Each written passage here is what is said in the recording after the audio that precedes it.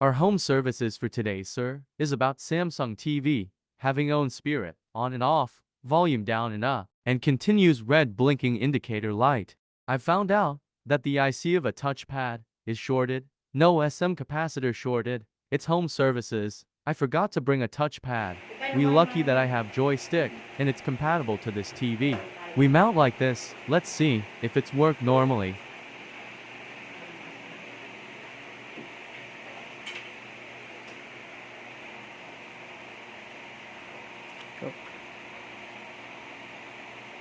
Now it's okay, please don't forget to subscribe. Nasunod naman siya. Is. I'm gonna pop some tags. Only got $20 in my pocket. I'm hunting.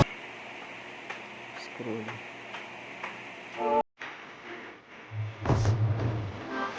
Ano, bigat-bigat. Sorry mo.